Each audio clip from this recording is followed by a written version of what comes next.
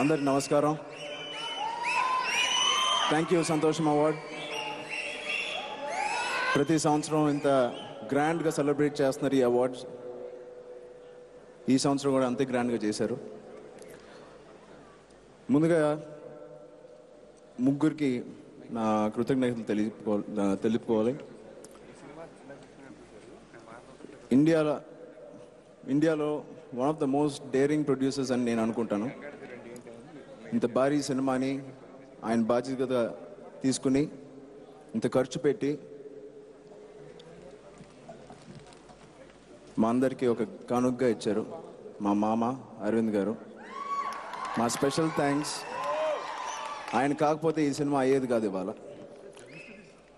మరొకటి, డైరెక్టర్ అని చెప్పే ఇష్టం లేదు నాకు. ఆయన ఒక visionary. He's greater than a director. మా డైరెక్టర్ రాజమౌళి నా మీద రెండో సినిమాకి ఇంత నమ్మకం పెట్టుకుని ఈ క్యారెక్టర్కి నేను సూట్ అవుతానని తెలిసి నాకు ఈ ఆఫర్ ఇచ్చినందుకు నా మనసులో ఆయనకి ఎప్పుడు ఒక స్పెషల్ స్థానం ఉంటుంది. థ్యాంక్ యూ అండి నా ఈ ఆపర్చునిటీ ఇచ్చినందుకు. మరొకటి, ఈ సినిమాని చూసిన ఇక్కడ టీవీలో చూస్తున్నప్పుడు అండ్ అక్రాస్ ఈ సినిమాని చూసి ఆదరించి మమ్మల్ని ఇంత పెద్ద హిట్ చేసిన ప్రతి వ్యూవర్కి నేను మనస్ఫూర్తిగా థ్యాంక్స్ చెప్పుకుంటున్నాను. నిన్న ఫిల్మ్ఫేర్ అవార్డు తీసుకున్నాను. ఇవాళ సంతోషం.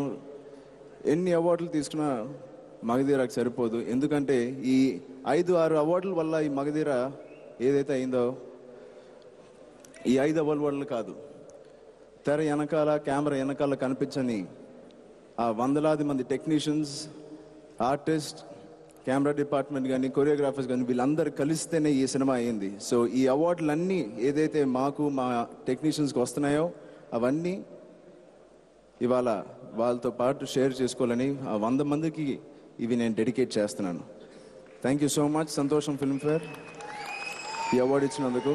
అలాగే మా సినిమాతో పాటు శ్యామ్ ప్రసాద్ రెడ్డి అంకుల్ అరుంధతి అనే ఒక సినిమాని తీశారు.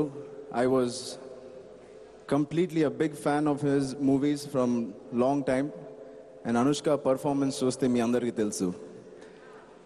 నాకే భయం వేసింది, ఒకవేళ అనుష్క ఒక హీరోగా పుట్టుంటే నా కాంపిటీషన్గా ఉండేది. Thank you Anushka. అండ్ అందరు ఇక్కడ వచ్చినందుకు చాలా ఆనందం వేసింది. థ్యాంక్ యూ అండి. ఇంకా ఎంతసేపు మాట్లాడినా వినాలనుంది. చాలా తొందరగా ముగించారు రామ్ చరణ్ గారు. ఈ బ్యూటిఫుల్ ఈవినింగ్ ఇంత చక్కటి వ్యాఖ్యానంతో మన